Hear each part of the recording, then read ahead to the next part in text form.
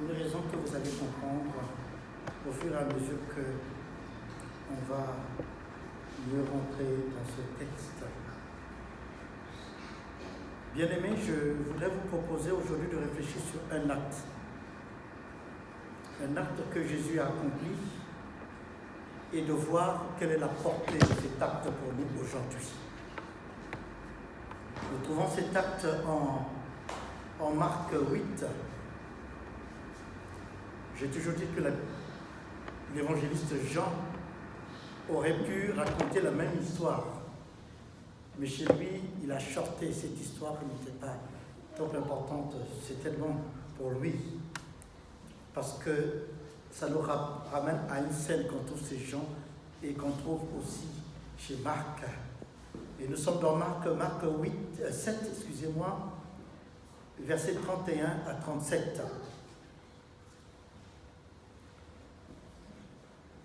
Jésus quitta la région de Tyr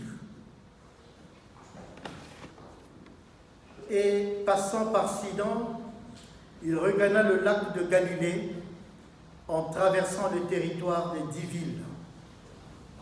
En chemin, on lui emmena un sourd qui parlait difficilement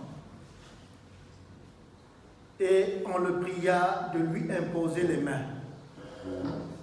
Jésus l'emmena seul avec lui, loin de la foule.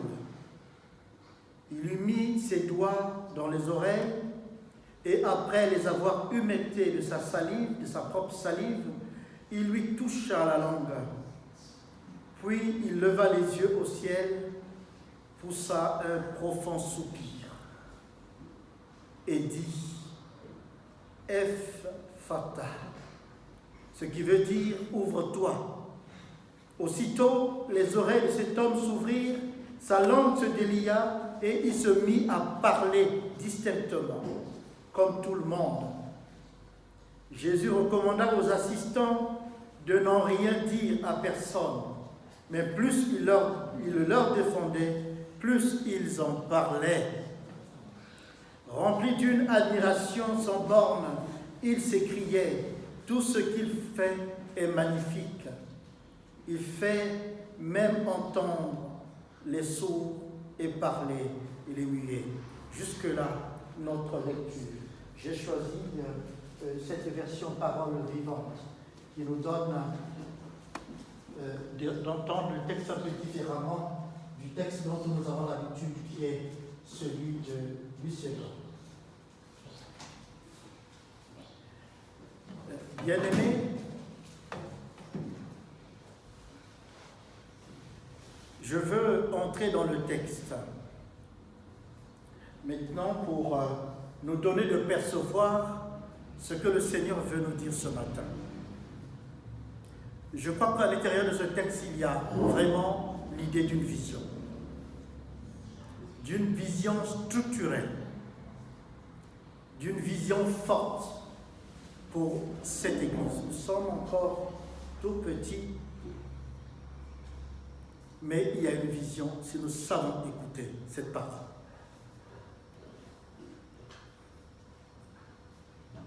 Un sourd qui parlait difficilement.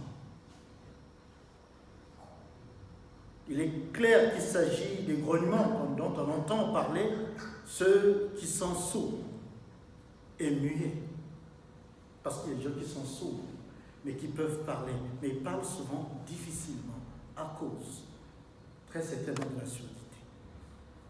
Ce qu'on appelle la surdité.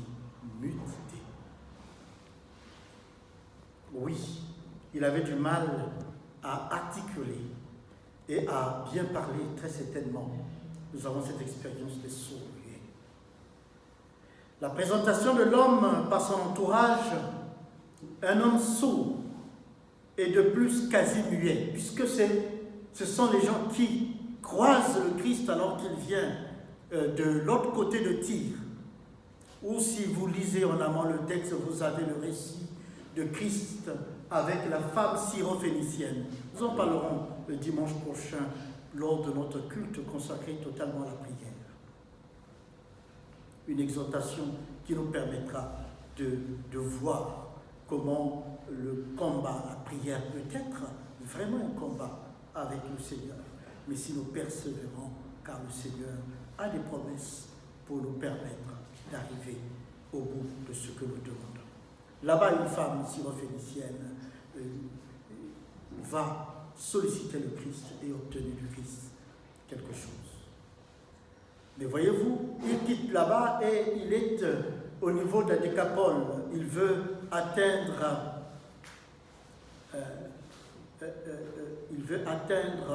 la ville où il va, puisqu'on dit qu'il est en chemin vers la mer de Galilée en traversant le territoire de Décapole. Il n'est pas encore rentré en Judée. Il est en Décapole, sur un territoire encore étranger. Et là, on lui emmène un seau. Ce sont des gens qui font. Ils ont certainement entendu parler de lui, comme on le verra avec la femme syrophénicienne. Elle aussi avait entendu parler de celui-là. Alors, ils l'emmènent parce qu'ils savent ce qu'il est capable, très certainement, de faire.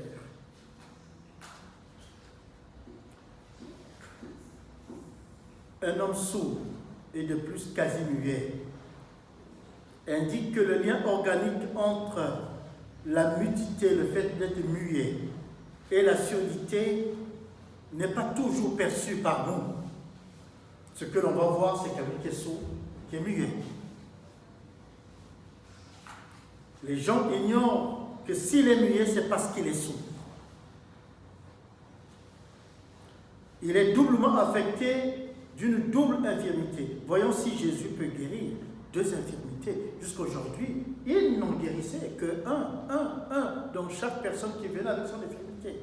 Cette fois-ci, c'est quelqu'un qui est lié par les deux. On voit aussi dans le texte cette idée de la main. Nous sommes en Décapole, hors de la terre d'Israël.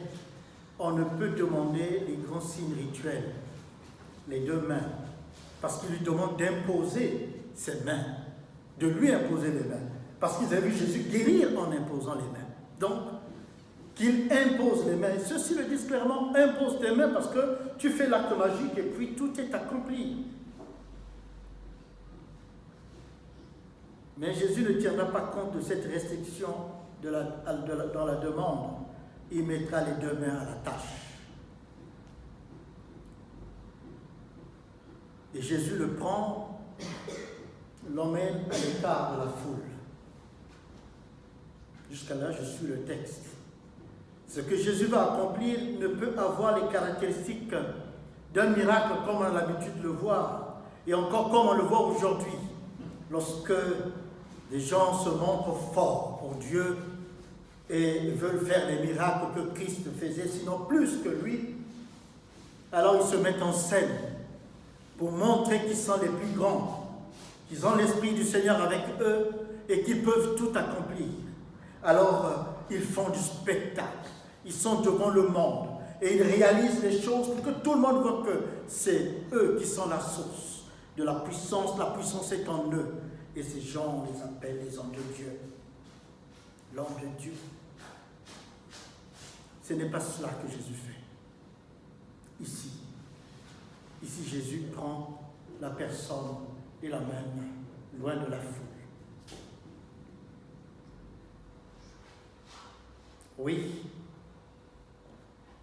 il est dans l'instantanéité de l'acte qu'il va faire, c'est un processus, pas comme c'est un thaumaturge, je tente souvent de le faire. À cet homme, Jésus ne peut parler parce qu'il peut entendre. Mais Jésus peut quand même lui dire quelque chose, car il s'agit de créer les possibilités de la parole par l'écoute et le langage. Alors Jésus l'amène à l'écart, loin d'une foule médusée. Alors, comme le dit le récit, les doigts, il met ses doigts dans les oreilles. Jésus touche les oreilles. Il plonge ses doigts dedans. On peut y trouver l'idée que le Seigneur est dans ce gestuel, montre quelle est la source de la mutité de l'homme. Pourquoi est-ce qu'il est muet?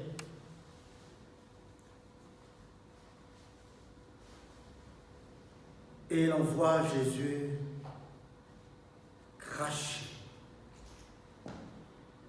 Il enlève ses doigts de ses oreilles, crache sur ses propres doigts. Et comme s'il prenait son crachat, ce serait difficile. Les enfants diraient, je dis, berk. Oui, et il a mis le crachat et touche avec ses doigts englués de crachat, touche la langue de cet homme, de ce muet. Ah, il touche à la langue. Il ne crachait pas par terre parce qu'on connaît l'acte qu'il crache par terre, il fait la boue et réalise l'acte créateur que nous avons en Genèse. Et avec la boue, il fit l'homme. Et on connaît cet acte, il met sur les yeux et il dit va laver à la piscine. Mais là, c'est l'acte direct. Il n'est pas en Judée. Il a la main qui porte sur la langue de cet homme. Jésus mit de sa propre salive sur les doigts et on toucha la langue de l'homme. Là aussi se transmet un langage muet, d'une langue à une autre. Une langue sort la salive et de cette salive on touche une autre langue. Il y a une communication qui s'opère. Et c'est là que le Seigneur veut lui dire que je suis là pour te parler et pour que tu parles. Si je te parle, c'est pour que tu parles, toi aussi. Oui, cette salive est comme un acte sacramentel qui lie Christ à cette personne-là, qu'il ne connaissait pas avant de le rencontrer. Alors Jésus veut délier une langue en l'invitant à se fier à une langue amie. Nous avons besoin de la langue de Christ pour que la nôtre se libère et libère la parole que cette langue de Christ libère pour nous. Alors on le voit lever son regard vers le ciel. Jésus a toujours ce geste où les yeux sont levés vers le ciel. Il tourne ses regards vers le trône où siège son Père, car il vient de là. Il le dit à Pilate, mon royaume n'est pas de ce monde. Et donc il tourne son regard de là où vient son règne. Il est du ciel. Nous le chantions souvent, il vient du ciel sur la terre. Alors il lève les yeux, où est son Père? Et le voilà, j'aime ce mot, il soupira. Le mot grec qui est ici traduit aussi le mot gémir. Le gémissement dont on nous parle de l'Esprit Saint, qui par des soupirs inexprimables, donc des gémissements inexprimables, c'est le même mot. Traduit notre prière et parfait notre prière auprès du Père. Il soupira. Alors c'est un secret de Jésus. Il y eut ce moment où il tressaillit devant Lazare dans la tombe. Jésus n'est pas un être humain insensible. Il doit réaliser les promesses messianiques qui sont inscrites chez les prophètes, et en particulier chez le prophète Ésaïe, comme on peut lire en Ésaïe 35. Je vais en faire la lecture parce que cela est important. Verset 5. Alors les yeux des aveugles seront ouverts et les oreilles des sourds seront débouchées. Avec le boiteux sautera comme un cerf et la langue Alors le boiteux sautera comme un cerf, et la langue du muet lancera des cris joyeux. Oui, de l'eau jaillira dans le désert et des ruisseaux dans les plaines arides. Et vous pouvez lire la suite jusqu'à la fin, c'est-à-dire le verset 10.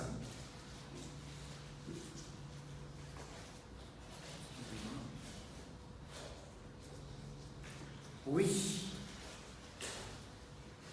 Jésus accomplit pleinement le verset 5. Il doit l'accomplir. Les yeux des aveugles seront ouverts et les oreilles des sourds seront débouchées. Ouais. La langue du muet lancera des cris joyeux. Et Jésus doit arriver là. C'est sa vocation, c'est son appel. Il le réalise hors de Judée, là où tous les Juifs ne pouvaient pas le suivre. Il est en terre païenne.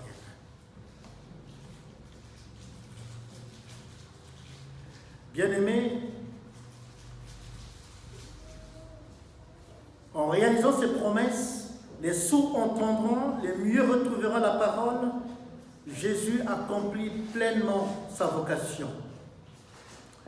Le soupir qui est fait ici, avant d'aller voir Ephata, le soupir qui est fait ici montre le Christ communiquant, vivant la douleur et même l'enfermement de celui qui est là.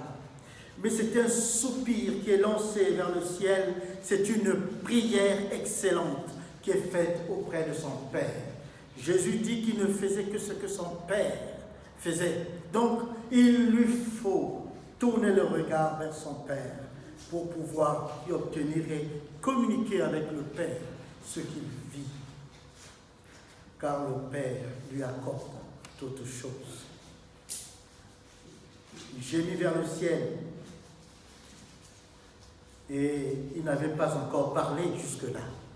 Si vous regardez le récit, jusque-là, Jésus n'a dit aucun mot avant ce soupir. De sorte que la première expression est précisément qui sort de sa bouche, c'est ce soupir. Cela met d'autant plus en valeur le premier mot qui va suivre. Ephata. Ouvre-toi. Nous traduisent nos textes.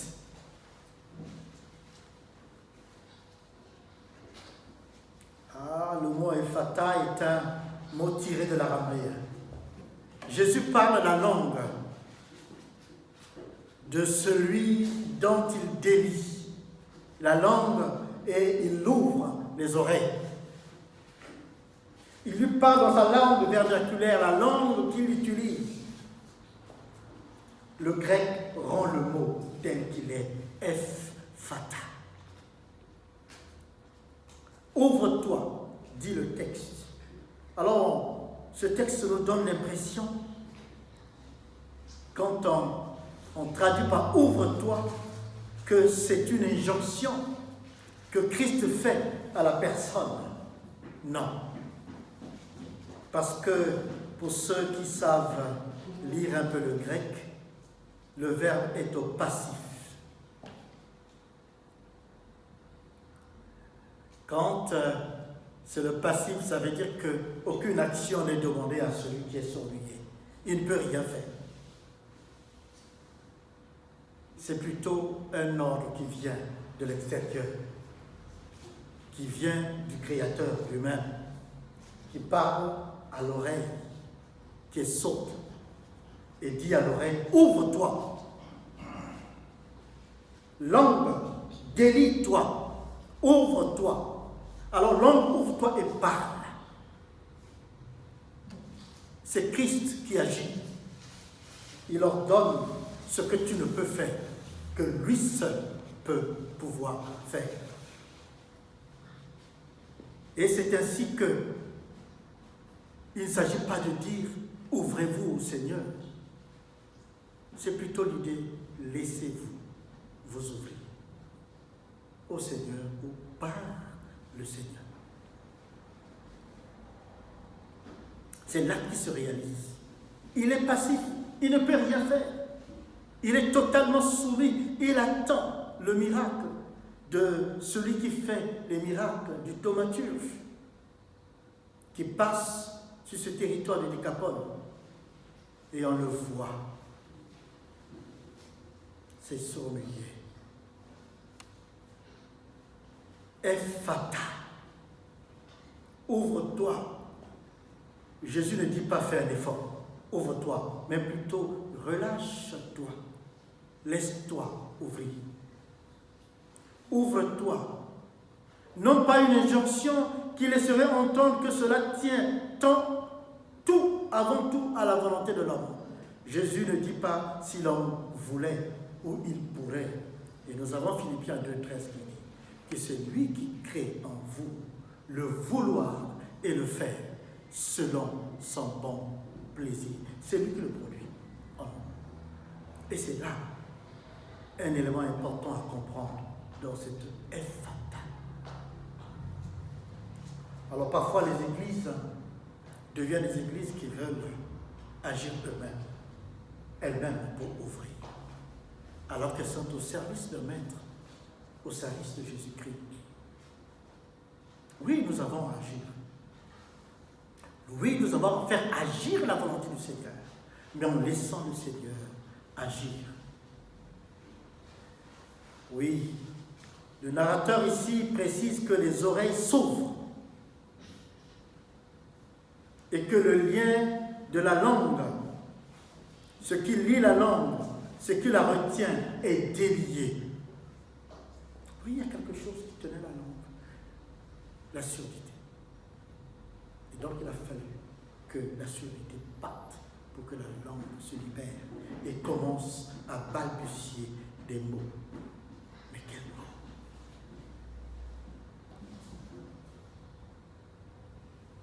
Il parlait, mais mal. Plus il faisait des efforts, moins on le comprenait, peut-on imaginer. Alors il nous arrive de parler à des pécheurs, à des gens que nous croisons dans notre quartier, dans la rue, et même parfois à nos propres enfants qui ne nous suivent pas encore, à des frères et des sœurs que nous voulons voir entrer dans la même espérance que nous, et nous voyons que c'est difficile. C'est parce que nous parlons encore mal. C'est parce que nous voulons être les acteurs finaux de ce qui va pouvoir se faire. Mais nous allons découvrir, nous découvrons ici que c'est lui qui ouvre les oreilles, qui délie la langue. L'oreille, les oreilles et la langue vont ensemble, bien-aimés. Pour libérer la parole, il faut d'abord libérer les oreilles et que les oreilles s'ouvrent. La langue qui parle droit, la parole juste, ce n'est pas celle qui dit tout haut et fort. C'est celle d'un homme, d'une femme qui commence à écouter véritablement. Oh, du reste, le récit s'achève par un appel à se taire. Jésus voit que la foule est extasiée par ce qui vient de se faire. Cet homme qu'il connaissait, mal parlant et complètement malentendant, parle et entend parfaitement ce que ses voisins, ses amis peuvent dire. On est parfois surpris que Jésus demande de se taire, alors que toute l'appel missionnaire nous demande de proclamer, car l'œuvre que nous avons à faire, c'est de confesser. Et vous voyez que Jésus avait beau dire qu'il se taise, les gens parlent. On ne sait pas pendant combien de temps Jésus est resté, parce qu'on voit que c'est une action continue qui s'est répétée. Et il leur demande encore de se taire, mais plus il leur demande de se taire, plus ils en parlent. Parce qu'on ne peut pas garder prisonnier ce qui est merveilleux et qui sauve plusieurs vies. Vous avez reçu la parole de vie. Christ a ouvert votre oreille pour que vous puissiez entendre. et que la foi vienne en vous et que votre langue se libère pour proclamer les merveilles du Seigneur, les merveilles de son royaume. Les merveilles qu'on renferme la parole du Seigneur, parole que Jésus nous affirme en Jean 6, parole qui est esprit et vie. Les paroles qui sortent de ma bouche sont esprit et vie. Ils apportent la vie. Ils ouvrent l'oreille. Ils donnent aux sourds d'entendre et aux muets de parler, de proclamer les merveilles. Mais Jésus devait leur demander instamment de se taire parce que son heure n'était pas encore venue. Il n'était pas à Jérusalem. Et il ne fallait pas que le temps soit dévancé. Et vous savez qu'à chaque fois que la foule a tenté de le vanter pour ce qu'il faisait, il s'est échappé parce que son heure n'était pas encore venue. Mais quand l'heure est venue, il a affronté la réalité qui devait le conduire à la croix. Parce que c'était défier les autorités religieuses de l'époque, des politiques de l'époque.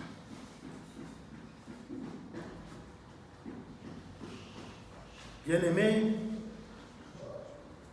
je veux partager avec vous, par ce texte, une vision essentielle.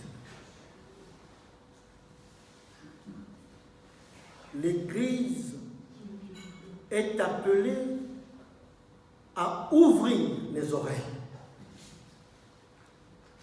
des malentendants, de ceux qui sont encore sourds à la parole de Dieu.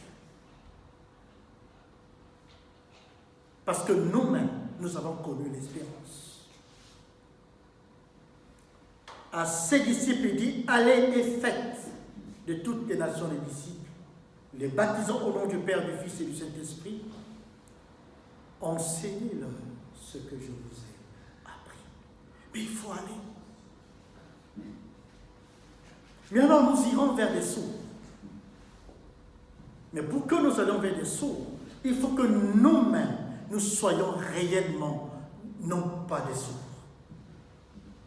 mais ceux qui savent entendre les merveilles de Dieu et communiquent le geste qui enlève la surdité des hommes et libère la nudité de la langue.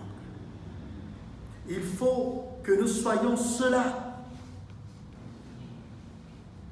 Nous pouvons nous compter les uns et les autres et nous risquons de nous compter longtemps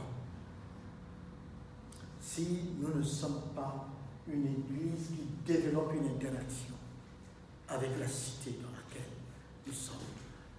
On ne place pas une lampe sous le boisseau, là où elle ne peut éclairer. Elle doit être positionnée de telle manière qu'elle éclaire. Mais pour cela, c'est nos actions. Alors nous irons vers ceux qui sont sourds. Il y a encore tellement de sourds dans la vallée, de sourds-muets dont le Seigneur veut libérer l'écoute et libérer la parole pour qu'ils soient ouvriers dans son champ. Le Seigneur le veut. Parce que c'est sa volonté, totalement exprimée dans sa parole. C'est ainsi qu'il sauve énormément de gens. C'est ainsi qu'il se constitue un peuple qu'il veut venir rencontrer comme l'épouse, qu'il prépare pour la rencontre. Nous nous préparons pour la rencontre, mais nous ne gardons pas le message pour nous. Mais c'est alors que je veux attirer notre attention. Parce que cette vision doit nous caractériser. Être une église qui tient les fatas comme la clé. Une église qui ouvre les portes, qui ouvre les oreilles, qui ouvre les cœurs, qui délie, ouvre même la bouche, et pour que la bouche proclame les merveilles du Seigneur.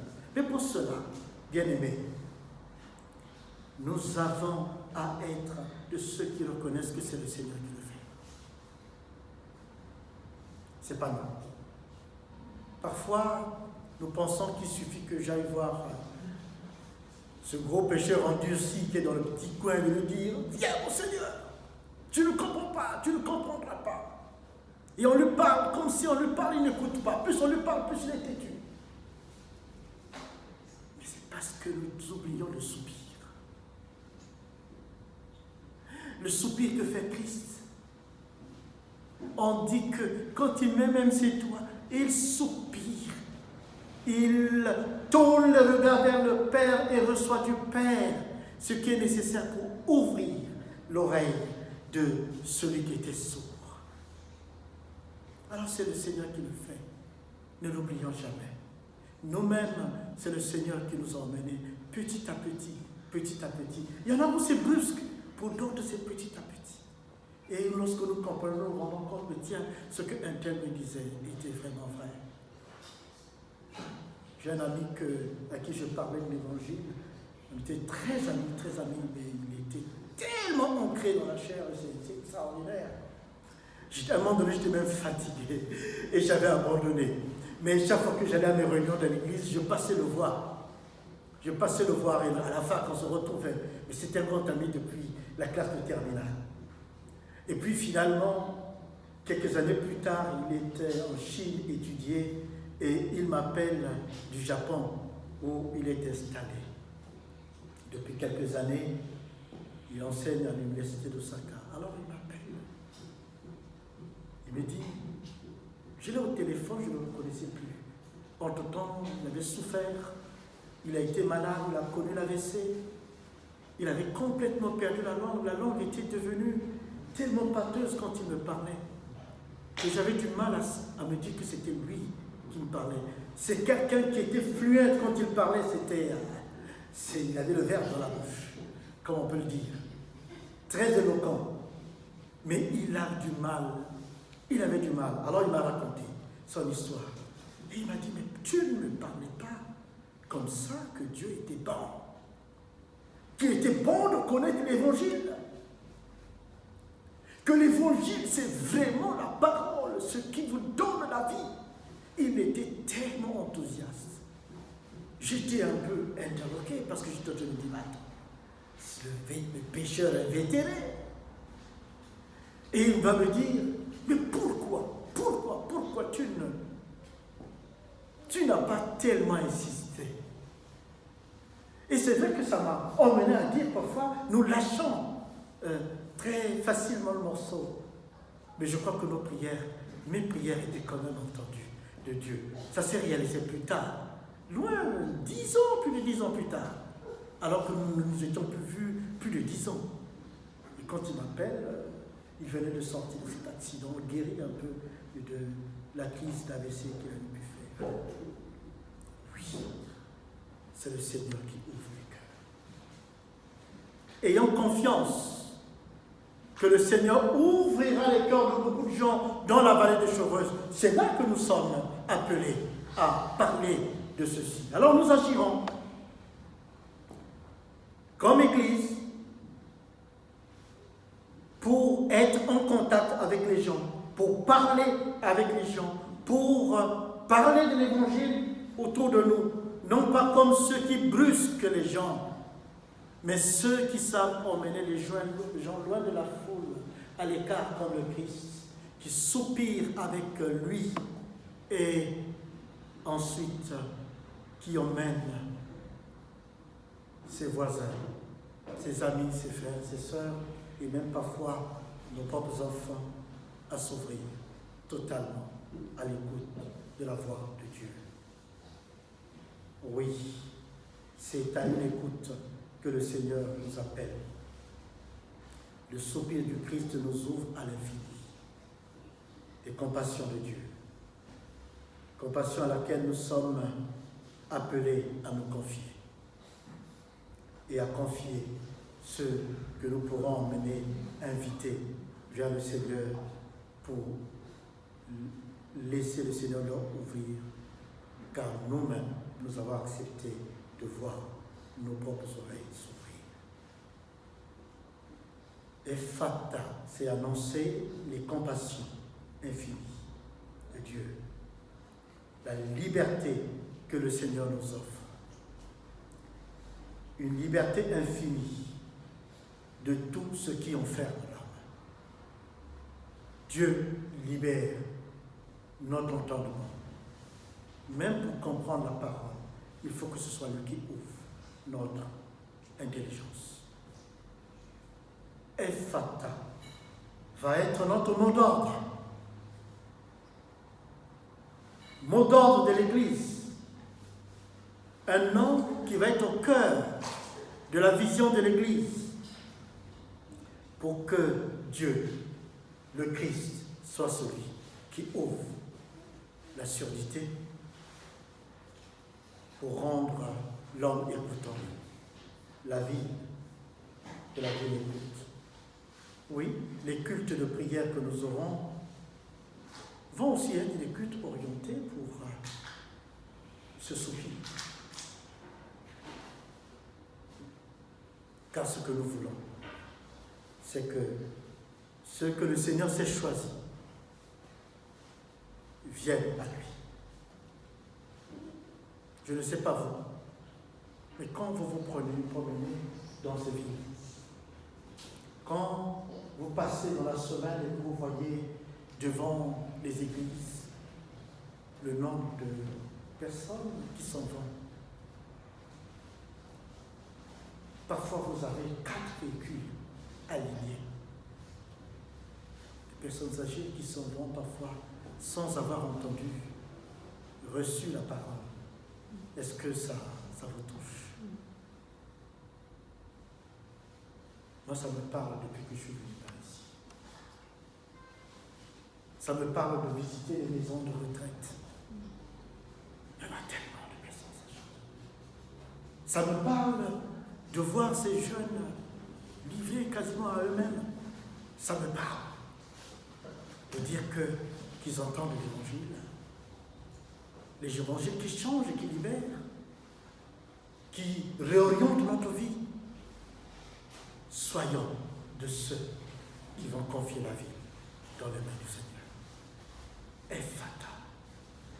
Que le Seigneur ouvre notre propre surdité à ce qui nous entoure, notre propre nudité à ce qui nous entoure, mais ouvre la vie, ouvre la contrée, la vallée des Chevreuses, pour que lorsque nous libérons la parole, celle-ci soit entendue. Amen.